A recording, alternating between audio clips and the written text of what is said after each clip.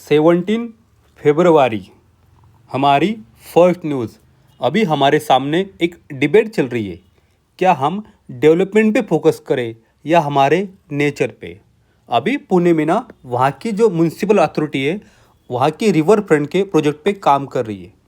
इसके लिए उन्हें कुछ पेड़ काटने होंगे, तो वहाँ के जो सिटीज़न है इसके लिए प्रोटेस्ट कर रहे, वो मना कर रहे और वो जो ट्री है वहाँ की उसको हग कर रहे हैं। तो इस पे हमें एक बात याद आती है 1970 की, जब चिपको मूवमेंट हुई थी। चिपको मूवमेंट उत्तराखंड में, जब वहाँ के कॉन्ट्रैक्टर डेवलपमेंट प्रोजेक्ट के लिए वो पेड़ काटने गए थे, तो तब वहाँ की वुमन ने पेड़ को अपनी गोदी में ले लिया, हग कर लिया। उन्होंने कहा आपको पेड़ काटने काटे, उससे पहले हमें काटे। तो आज की जो न्यूज़ आई है, जो केस स्टडी, हो सके यहाँ से कुछ प्रीलिम के पॉइंट हमारे रिवीजन हो जाए। साथ ही GS3 में इन्वायरमेंट डेवलपमेंट इस पे क्वेश्चन बन सकता है। देवराई मतलब पवित्र वन। ऑलरेडी सैक्रेड ग्रोव्स पे हमने 6 फरवरी को एक टेक्स्ट एंड कंटेक्स्ट पेज का आर्टिकल किया था। यहाँ से हमें पता चलता है पुणे ना कुछ रिवर पे सिचुएटेड है। पुणे आता है मुला मुठा एंड मुला मुठा रिवर पे। यहाँ से प्रीलिम का क्वेश्चन बन सकता है। साथ ही यहाँ के जो पेड़ है उनको कहना है आप उनको ना जियो टैग दीजिए। जियो टैग पे हमने एक आधार पेड़ की बात की थी, आधार ट्री। आपको याद होगा हमने बात की थी चिनार ट्री की जम्मू कश्मीर में। तो इनका कहना है आप भी यहाँ ना पेड़ को जियो टैग कर दो। यहाँ से अगला कीवर्ड मिलता है नेशनल ग्रीन ट्रिब्यूनल का, NGT बना था 2010 में एक NGT एक्ट के अंडर में। अभी इसको पूरे हो गए 15 ईयर, तो हो सके NGT पे क्वेश्चन बन जाए। ये केसेस लेता है इन्वायरमेंटल प्रोटेक्शन की। अभी हम आगे देखेंगे इन्वायरमेंट इंटरेस्ट लिटिगेशन। हमें पता है PIL ये होती है पब्लिक इंटरेस्ट लिटिगेशन। अभी बात करेंगे इन्वायरमेंट इंटरेस्ट लिटिगेशन। यहाँ से एक अलग क्वेश्चन GS2 में बन सकता है। तब अगर क्वेश्चन आता है तो हम इस प्रोजेक्ट को, इस केस स्टडी को वहाँ पे लिख देंगे। फिर अगला कीवर्ड हमें यहाँ पे मिलता है वाटर हाइसिंथ। ये ना जल पर्णी होते जो ना वाटर को खराब कर देते, पोल्यूट करते। यहाँ से भी क्वेश्चन बन सकता है, क्या है वाटर हाइसिंथ। अब चलते अगले आर्टिकल पे, पंचायत राज मूवमेंट इन डिस्ट्रेस। क्या आर्टिकल है देखेंगे। राइटर ने कहा है कि किस तरह से, क्या सोच के हमने 73rd कॉन्स्टिट्यूशनल अमेंडमेंट एक्ट की थी, लेकिन बाद में वो क्यों फेल हमें दिखता है, और कुछ वे फॉरवर्ड यहाँ पे राइटर ने बताए। आर्टिकल का इन 3 बातों पे फोकस है। हो सके यहाँ से GS2 मेंस में क्वेश्चन बने, साथ ही प्रीलिम में भी क्वेश्चन बन सकता है। पंचायत राज हमने किया था 1992 में 73rd कॉन्स्टिट्यूशनल अमेंडमेंट एक्ट।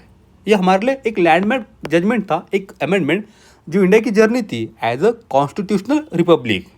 हमने इस्टेब्लिश किया था इस एक्ट के अंडर में पंचायत राज सिस्टम इन इंडिया में। लेकिन हमारी जो मूवमेंट थी ये अभी भी ना कहीं फंसी है लोकल गवर्नेंस की। उसको ना यहाँ से बाहर निकालने की ज़रूरत है। राइटर का यही कहना है। जब हमने 73rd अमेंडमेंट की थी, हमारी एक प्रोसेस थी, हमने शुरू किया था डिसेंट्रलाइजेशन इन रूरल इंडिया में, पावर का विकेंद्रीकरण। आप अपने डिसीजन अपने तौर पे लीजिए। यहाँ पे हमने बनाई थी 3 टायर सिस्टम, जहाँ पे विलेज लेवल, ब्लॉक लेवल, साथ ही डिस्ट्रिक्ट लेवल।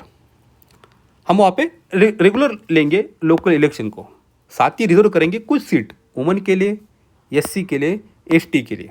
यहाँ से प्रीलिम की लाइन बन सकती है। जब हमने ये मूवमेंट शुरू की थी तब हम लेके गए थे हमारी डेमोक्रेसी को ग्रास रूट लेवल तक। हमने फोकस रखा था लोकल रिप्रेजेंटेशन को, साथ ही inclusion in political leadership grass root level पे।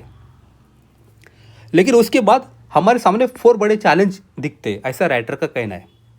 फर्स्ट आता है, हमने जो सोच के किया था 73rd कॉन्स्टिट्यूशनल अमेंडमेंट, हमने देखा था हम करेंगे एडमिनिस्ट्रेटिव डिसेंट्रलाइजेशन, मतलब ग्रास रूट लेवल पे ज़्यादा से ज़्यादा पावर देंगे। लेकिन 2022 में एक रिपोर्ट आई थी मिनिस्ट्री ऑफ पंचायत राज की। उन्होंने कहा लेस दैन 20% ऑफ स्टेट, उन्होंने 11 शेड्यूल हमारे कॉन्स्टिट्यूशन का आता है, उसमें 29 सब्जेक्ट है। 20% स्टेट ने भी उतनी पावर, उतने काम लोकल अथॉरिटी को दिए नहीं है। तो राइटर का कहना है स्टेट गवर्नमेंट ना डिवोल्व करना चाहिए स्टाफ टू लोकल गवर्नमेंट के पास। उनके पास लोकल गवर्नमेंट के पास स्टाफ की कमी। हमने कल देखा था डिवोल्यूशन इंडेक्स में पंचायत राज इंस्टीट्यूशन में 3 बड़ी प्रॉब्लम आती है। 3 फंड, फंक्शन एंड फंक्शनरीज। तो यहाँ पे उन्होंने फंक्शनर्स की बात कही और ना कुछ एडमिनिस्ट्रेटिव कंट्रोल भी आप ना लोकल गवर्नेंस को दे दिए। जो फ्लो आता है यूनिटाइड ग्रांट्स का, मतलब आपको हम ग्रांट देंगे, आपको जहाँ खर्च करना कीजिए, तो वो जो ग्रांट है ना लोकल गवर्नमेंट को आप बढ़ा दीजिए। इस वजह से लोकल गवर्नमेंट की ऑटोनॉमी इन्हांस हो जाएंगी और वो अपने डिसीजन अपने तौर पे ले सकेंगे। सेकंड यहाँ पे इश्यू आता है फिस्कल ऑटोनॉमी का। अभी हमने शुरू किया है डायरेक्ट ट्रांसफर टू पंचायत के लिए। 13 फाइनेंस कमीशन के अंडर में हमने दिए थे पंचायत को 1.45 लाख करोड़ रुपीस। अभी वो बढ़ के हुआ है 15 फाइनेंस कमीशन के अंडर में 2.3 लाख करोड़ रुपीस। लेकिन सिग्निफिकेंट हमने रिड्यूशन किया है अनटाइडेड ग्रांट्स फ्रॉम 85% 13 फाइनेंसिंग कमीशन के टाइम पे दिया था, अब 15 फाइनेंस कमीशन के अंडर में हमने दिया है 60% अनटाइड ग्रांट। मतलब हम आपको ग्रांट देंगे, आपको जहाँ खर्च करना है कर दीजिए। पहले ये ज़्यादा था, अब ना ये 60% रह गया। ये ना जो डायरेक्ट ट्रांसफ़र होते ये यूज़ करते बाय सेंट्रल गवर्नमेंट और वो हटा देते to marginalise state government in name of efficiency. Central government कहती है हम डायरेक्ट ना यहाँ पे पंचायत को फंड देंगे, तो बीच में से हट जाता है स्टेट गवर्नमेंट का रोल। ये जो ग्रांट आते हैं ये ना टाइड होते हैं, मतलब जिस काम के लिए आपको दे आप उसी काम को खर्च कीजिए। इस वजह से ज़्यादा कंट्रोल बन जाता है सेंट्रल गवर्नमेंट के फंक्शनरीज का, साथ ही सेंट्रल स्कीम गाइडलाइंस का वहाँ के लोकल इंस्टीट्यूशन पे।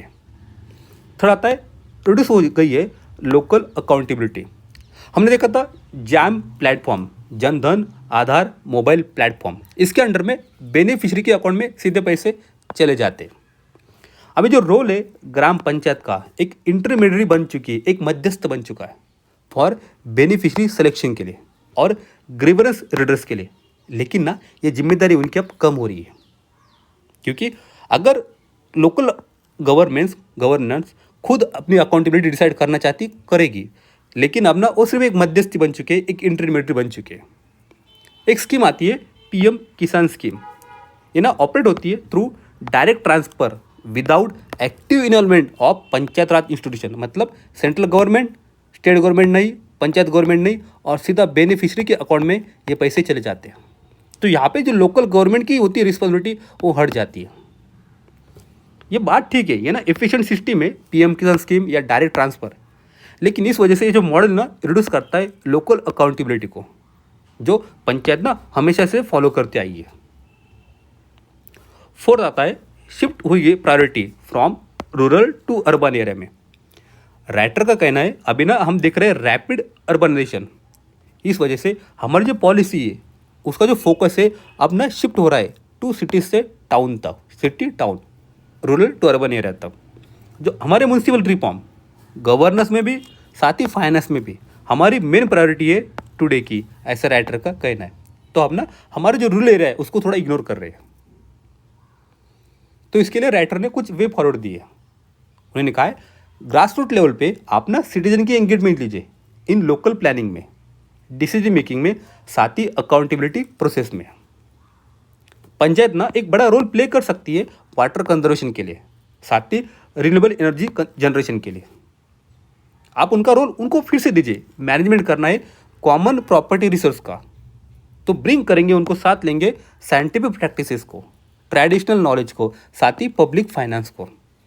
आप उनको एक की रोल दीजिए, आप इम्प्लीमेंट कीजिए अपने लेवल पे community based disaster risk management.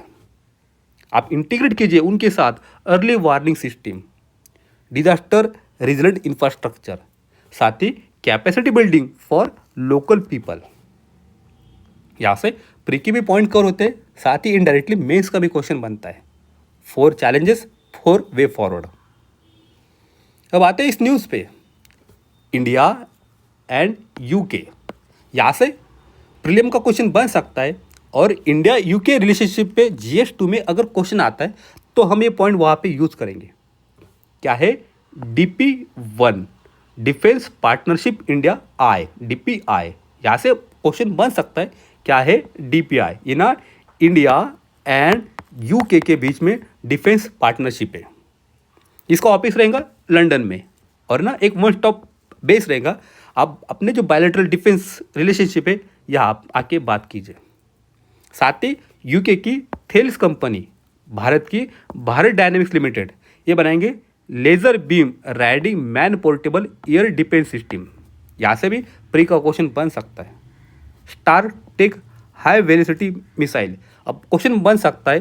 क्या है? Starstreak. फिर हमें अगला कीवर्ड मिलता है advance short range air to air missile ASRAAM. और लास्ट का पॉइंट मिलता है लैंड प्लेटफॉर्म डॉक, LPD। ये होता है शिप, वारफेयर शिप। तो उसको जो डॉक होते हैं ना, आपको इसको यूज कर सकते हैं लैंडिंग के लिए। ये उसी की बात करता है। यूके हमें सपोर्ट करेगा। अब आते हैं हमारी इस न्यूज़ पे। कुक आइलैंड एंड चाइना किसी बात पे ना अब कुछ एग्रीमेंट करना चाहते हैं। यहाँ से क्वेश्चन नहीं बन सकता, लेकिन कुक आइलैंड की जो पॉलिटी है या फिर उसका जो मैप है IR का, उस पर क्वेश्चन आ सकता है। न्यूजीलैंड की कैपिटल आती है वेलिंगटन। अभी जो कुक आइलैंड है ना, एक सेल्फ गवर्निंग आइलैंड है जिसके फ्री एसोसिएशन रिलेशनशिप है न्यूजीलैंड के साथ। मतलब कुक आइलैंड इंडिपेंडेंस है, लेकिन कुछ बातों पे डिपेंड है, जैसे बजट पे, फॉरेन अफेयर पे या डिफेंस पे न्यूजीलैंड पे। हो सके यहाँ से क्वेश्चन बन जाए कुक आइलैंड के मैप पे या उसकी पॉलिटी पे। ये उसकी लोकेशन है, जस्ट ऊपर आता है नॉर्थ ईस्ट में न्यूजीलैंड के कुक आइलैंड, जो आता है साउथ पैसिफिक ओशन में। अब आगे चलते हैं। हमारी लास्ट न्यूज़, हम बात करेंगे ताइवान स्ट्रीट की। यहाँ पे क्या हो रहा है हमें पता है। क्वेश्चन यहाँ से नहीं बनेगा, क्वेश्चन बनेगा मैप में से। ताइवान स्ट्रीट लोकेशन प्रीलिम में क्वेश्चन बन सकता है। ये आती है ताइवान स्ट्रीट, जो कनेक्ट करती है दो सी को। एक आता है ईस्ट चाइना सी, दूसरा आता है South China Sea, and connect करती है टू कंट्री को, टू लैंड को। एक आता है चाइना, दूसरा आता है ताइवान। यहाँ से ताइवान स्ट्रीट के मैपिंग का क्वेश्चन बन सकता है। आज के लिए इतना ही है। इसकी PDF आपको टेलीग्राम चैनल पे मिल जाएंगी, जिसकी लिंक डिस्क्रिप्शन बॉक्स में दी है। Thank you.